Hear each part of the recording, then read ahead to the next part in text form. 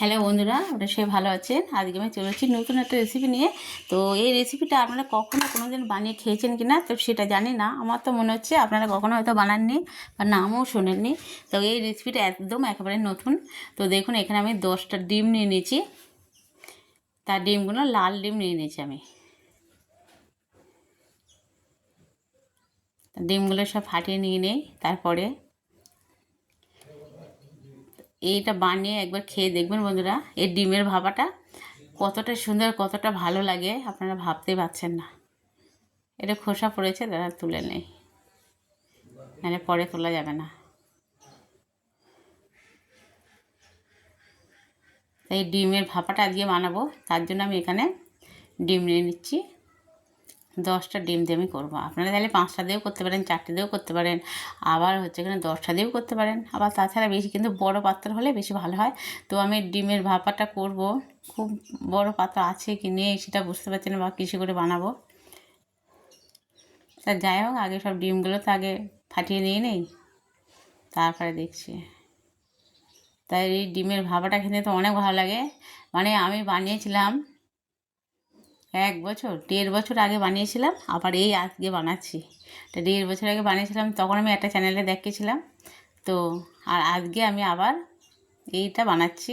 তা সেইটা যে কোথায় চলে গেছে তাকে আর খুঁজে পাই না সেই ভিডিওটা। ওই জন্য কোথাও খুঁজে পেলাম না বলে আবার নতুন করে এই ভিডিওটা বানাচ্ছি, ডিমের ভাপাটা।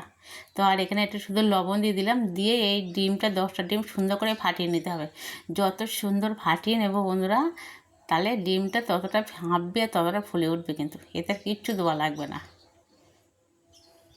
আমরা তো তেল দিয়ে ডিমটা ভাজি করে নিয়ে ধরো ডিমের পোস্ট করে নিয়ে এটা রান্না করি, কিন্তু আজকে ভাপা করব। এই ভাপাটা করে রান্না করব, দেখবেন এতটা সুন্দরভাবে। আর এইভাবে ঘুরিয়ে ঘুরিয়ে নিয়ে একটু করে নিতে হবে, সুন্দর করে পেস্ট করে নিতে হবে একটু। যত সুন্দরভাবে এটা পেস্ট হবে ততটা ডিমটা ফাঁপবে ফুলে। আর এই ডিমের ভাপাটায় যদি শুধু সাদা অংশটা নিয়ে থাকেন তাহলে কিন্তু 20টা ডিম নিতে হবে। এই দেখুন, আমার এখানে জল ফুটে গেছে, আমি একটা স্ট্যান্ড বসিয়ে দিয়েছি। আর এবার একটা আমি থালা বসিয়ে দেবো স্টিলের, তাতে একটু সরষের তেল মাখিয়ে নিয়েছি। সরষের তেল বলছি, এটা সাদা তেল ছিল, সেটা মাখিয়ে নিয়েছি। আর এইবারে আমি ওর উপরে ঢেলে দেবো এই ডিমগুলোকে। দিয়ে আমি 10 মিনিট মতন দিয়ে ভাপ দিয়ে ফুটবে। 10 থেকে 15 মিনিট আমি সময় নিচ্ছি, কিন্তু 15 মিনিট লাগবে না, দিয়ে ঢাকা দিয়ে রাখতে হবে। তো প্রথমে আমি এই কাঁচের ঢাকনাটা দিয়ে ঢাকা দিয়ে দেখছি, যদি না হয়, যদি গায়ে ফুলে ওঠে তখন আমি আবার অন্য ঢাকনা পরে পাল্টে দিতে হবে। তখন দেখা যাক কী করা যায়, কতটা কী হয়। তো 10 থেকে 15 মিনিট দেখুন বন্ধুরা, ওই ঢাকনাটাই আমার হয়নি, ডিম বেশি ফুলে উঠছিল, তার জন্য আমার কিন্তু আর একটা গামলা ব্যবহার করতে হচ্ছে। দেখুন কতটা ফুলে কতটা ফেঁপে উঠেছে, দেখুন ডিমের ভাপাটা। আবার একটু ঢাকা দিয়ে একটু দেখে নিলাম, আবার একটু ঢাকা দিয়ে আবার একটু ফুটিয়ে নেই। কিন্তু আমার 10 মিনিট লাগেনি কিন্তু বন্ধুরা। তার আগে আমি খুলে দেখলাম যে কতটা কী হচ্ছে। আর কাঁচের ঢাকনা থাকলে দেখা গেলে বোঝা যায়। তো আমি এবার নামিয়ে নিচ্ছি, আর ফোলাবো না। নামিয়ে নিয়ে এগুলোকে পিস করে নিতে হবে। তো পিস করার জন্যই তো এটা ঠান্ডা করতে হবে, একটু নামায় ঠান্ডা করে নিতে হবে থালাটাকে বার করে। আমি থালাটা নামিয়ে নিচ্ছি এভাবে ধরে। তারপরে প্লেটে আমি তুলে নিয়েছি বন্ধুরা। এবারে দেখুন ওই ভাপ কমে গেছে, অনেকটা ফোলা কমে গেছে। এবার আমি লম্বা লম্বা করে পিস করে নিচ্ছি। এই লম্বা লম্বা পিস করার পরে তারপরে আবার আড়ে পিস করব, আড়ে পিস করে নিচ্ছি। তা এই ডিমের ভাপাটা কখনো আপনারা বানিয়েছেন কি বানিয়ে খেয়েছেন কি না জানি না। তাই এইটা বানিয়ে খেয়ে দেখবেন বন্ধুরা। মাংস যেমন হাড় মেনে যায় আপনাদের কাছে, এই তাই মাংস দিয়ে ভাত যেন খেতে ভালোবাসেন। যে ঘরে আপাতত কিচ্ছু নেই, কিচ্ছু ভালো লাগছে না, ডিম তো রোজ রান্না করে খাই, সেটাও খেতে ইচ্ছে করছে না। তো আজকে ডিমের ভাপাটা রান্না করে খাবেন, দেখবেন সুন্দর করে। খুব বেশি জিনিসপত্র কিছু লাগবে না কিন্তু। আর দেখুন আমি কিন্তু পিসগুলো তুলে তুলে দেখাচ্ছি বন্ধুরা, কতটা সুন্দর পারফেক্ট হয়েছে আর কতটা মোটা, কিন্তু সবগুলোই একইভাবে। অনেক গরম আছে, তারপরেও তুলে তুলে দেখাচ্ছি আপনাদেরকে এ কতটা সুন্দর হয়েছে সব।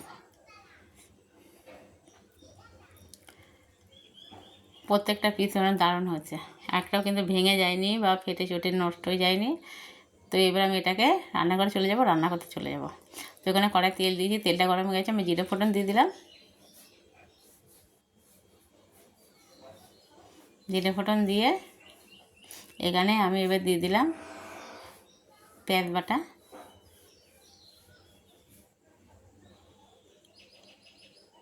পেঁয়াজগুলো পেস্ট করে রাখা ছিল সেগুলো দিয়ে দিলাম।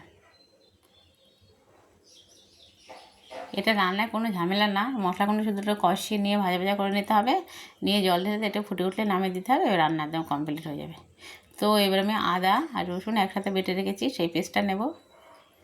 আগে পেঁয়াজটা দিয়ে দিয়েছি, এই যে আদা রসুনের পেস্টটা দিয়ে দিচ্ছি। এবার এইগুলো একটু লাল লাল করে ভাজা করে নিতে হবে, তারপরে আর বাকি মশলাগুলো দেবো। তো এগুলো একটু লাল লাল করে ভাজি করে নিয়েছি বন্ধুরা। এবারে আমি দিয়ে দেবো লঙ্কার গুঁড়ো, হলুদ গুঁড়ো, লবণ আর চিনি। এইগুলো বেশ সুন্দর করে ভালো করে একটু করে নিতে হবে যেন পুড়ে না যায়, তার জন্য একটু জল দিয়ে দেবো হালকা। একটু জল দিয়ে মশলাটাকে সুন্দর করে আবার পেঁয়াজ রসুনের সাথে সুন্দর করে একটু কষিয়ে নেবো। তো বন্ধুরা, এতে যদি আপনাদের ঘরে টমেটো থাকে তা টমেটো দিতে পারেন, টমেটো দিলে অনেক ভালো লাগে। আর টমেটো যদি না থাকে তাহলে কিন্তু টমেটোর সসটা দিতে পারেন, তা আরও বেশি ভালো লাগবে। তো আমি আপাতত দিয়ে ঘরে আমার টমেটোটা ফুরিয়ে গেছে, টমেটোটা নেই, আমি তার জন্য টমেটোর সস দিয়ে দেবো। টমেটোর সসটা দিয়ে দিচ্ছি বেশি, একটু বেশি করে। এটা দিয়ে রান্না করলে দেখবেন এতটা ভালো, এতটা মজা লাগবে। আর কত সহজে রান্নাটা হয়ে যাচ্ছে। এই ডিমের ভাপাটা কিন্তু বন্ধুরা আরেকটু সস দিয়ে দিলাম। ওটা কিন্তু ডিম ভাপিয়ে যে আমি ছোটো ছোটো করে পিস করে নিয়েছিলাম, ওইভাবেও খাওয়া হয়ে যায়, কিন্তু রান্না করা লাগে না। আর আপনারা যদি রান্না করতে চান তাহলে কিন্তু রান্নাটাও আমি দেখে দিচ্ছি, সেই জন্যই রান্নাটাও দেখে দিলাম। আর একটু সসটা বেশি করে দিয়ে দিয়েছি। এবারে একটু জল দিয়ে দেবো যাতে সসটা পুড়ে না যায়, আর অল্প একটু জল দিয়ে দেবো। ডিমগুলো একটু ফুটবে, ওর মধ্যে মশলাগুলো ঢুকবে, ওটার জন্যই। এবারে সুন্দর করে এই দেখুন কত সুন্দরভাবে ফুটে গেছে ডিমের ভাপাটা। এবারে আমি ডিমগুলো দিয়ে দেবো, ঝোলটা অনেক সুন্দর ফুটে গেছে।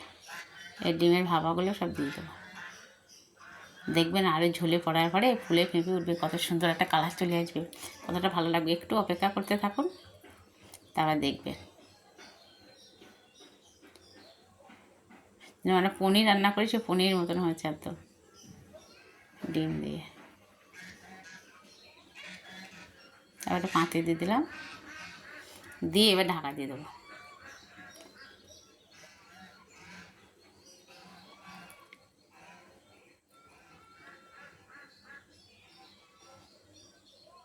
একটু জিরে দিয়ে দিচ্ছি, আর জিরের গুঁড়ো আর ধনের গুঁড়ো এগুলো ভাজা একটু দিয়ে দিচ্ছি, একেবারে দিয়ে একটু ঢাকা দিয়ে একটু ফুটিয়ে নেবো। লাস্ট নামানোর আগে দেবো গরম মশলা।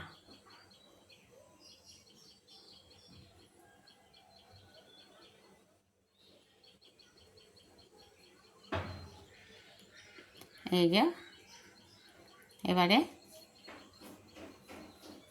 সুন্দর করে একটু ঢাকা দিয়ে দেবো। ঢাকা দেওয়ার পর একটু ফুটে উঠবে, ফুটে উঠলে দেখবেন এই ডিমের ভাপাগুলো কত সুন্দরভাবে মোটা মোটা হয়ে ফুলে উঠবে, আর কত সুন্দর একটা কালার চলে এসছে। দেখুন কী সুন্দর হয়ে ফুটছে, কতটা সুন্দর দেখতে লাগছে দেখুন। আর সে ফুলে আরে মোটা মোটা হয়ে আছে। আর এতটা লোভনীয় হয়েছে বন্ধুরা, যে দেখবে তারে বানিয়ে খেতে ইচ্ছা করবে। আর যাকে রান্না করে দেবেন তারাও তো বাড়ি যদি কোনো মেহমান আছে, তারা খুশিতে আনন্দে ভরে যাবে। এই নতুন একটা রেসিপি। তো অবশ্যই করে আপনাদের যদি ভালো লেগে থাকে অবশ্যই করে অবশ্যই লাইক কমেন্ট করে দেবেন বন্ধুরা, একটু শেয়ার করে দেবেন। গরম মশলা দিয়ে দিলাম, একটু আপনাদের বন্ধুবান্ধবদের একটু শেয়ার করে দেবেন বন্ধুরা প্লিজ, যদি ভালো লেগে থাকে আপনাদের। গরম মশলা দিয়ে দিলাম, দিয়ে এবারে নামিয়ে দেবো। হ্যাঁ, ভাব উঠছে তো বোঝা যাচ্ছে না। এই দেখুন বন্ধুরা নামানো হয়ে গেছে, ভাব উঠছে তাই কিন্তু ওরকম লাগছে, দুই এক জায়গায় কেমন একটা মনে হচ্ছে, ওটা ভাব গরম ভাব উঠছে, তার জন্য কতটা ভালো লাগছে, কতটা সুন্দর লাগছে। তো আজকের মতন এই রেসিপিটা আমার এই পর্যন্তই ছিল। তো আপনারা সবাই ভালো থাকবেন, সুস্থ থাকবেন। আর অন্য একটা রান্না নিয়ে আবার আপনাদের মাঝে আমি ফিরে আসছি কালকে। তো ততক্ষণ পর্যন্ত সবাই ভালো থাকবেন, সুস্থ থাকবেন। আর এতক্ষণ আপনাদের সাথে ছিলাম আমি সাথে।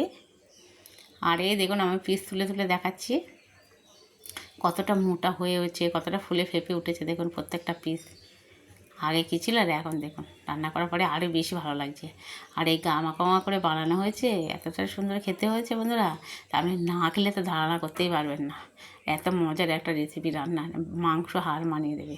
তো অবশ্যই করে কমেন্টে জানাবেন কতটা ভালো লেগেছে, কতটা সুন্দর হয়েছে। রান্না করে খেয়ে জানাবেন, এটা তো ঝটপট রান্না করে নেওয়া যায়।